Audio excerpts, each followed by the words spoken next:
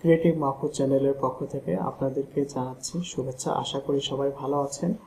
আমাদের আজকের বিষয় হচ্ছে মাইক্রোসফট ওয়ার্ড 365-তে কিভাবে পাশাপাশি টেবিলে কাজ করা যায়। তো সাধারণত আমরা যে জিনিসটা জানি যে আমরা ইনসার্টে যে টেবিলকে যদি এখানে ইনসার্ট করি তাহলে আমাদের যে কয়টা কলাম এবং যে কয়টা রো দরকার পড়ে সেই কয়টা নিলে পরে আমাদের পুরো পেজটা জুড়েই টেবিল এবং কলাম চলে আসে। তো আমাদের এই কাজটাই করতে হবে যে বাম পাশে একটা টেবিল থাকবে এবং ডান পাশে আরেকটা টেবিল থাকবে, দুইটা টেবিলের মাঝখানে রিলেশনটা থাকবে না। তো এই কাজটা আমরা আজকে করে দেখব।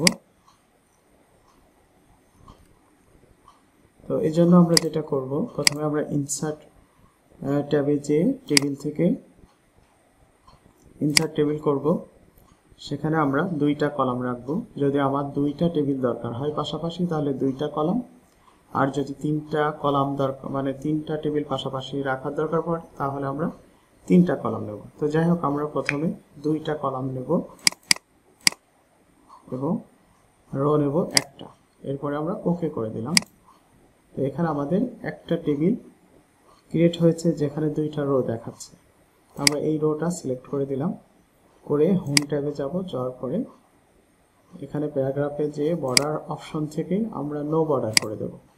তো নো বর্ডার করে দেওয়ার পরে চারপাশে যে বর্ডারটা ছিল এটা আর দেখা যাচ্ছে না, এর পাশে বর্ডার নাই। এখনই মূলত আমাদের কাজটা করতে হবে। তো আমাদের বাম পাশে আমরা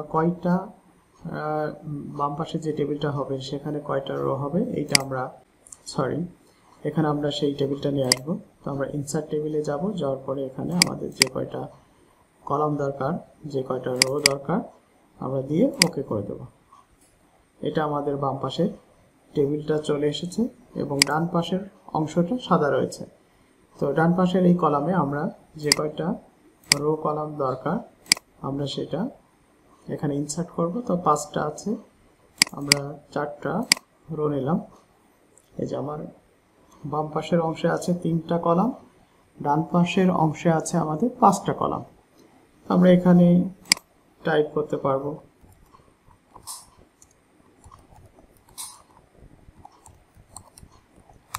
এরপরে এই যে এইটা ডান পাশের টেবিলটা আলাদা আর এই পাশের টেবিলটা আলাদা। এইখানে দেখাচ্ছে একটা টেবিল, এইটা দেখাচ্ছে আরেকটা টেবিল।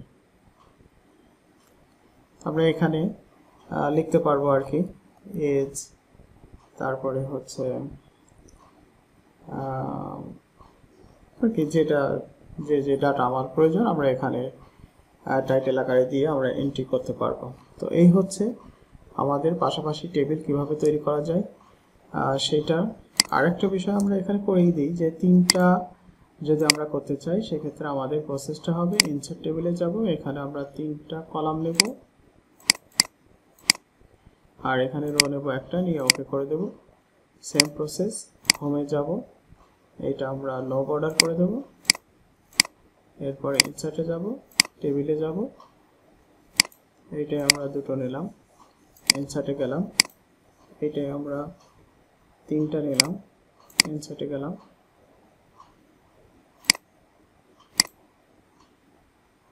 আমার যা প্রয়োজন আমরা এই অ্যাড করছি।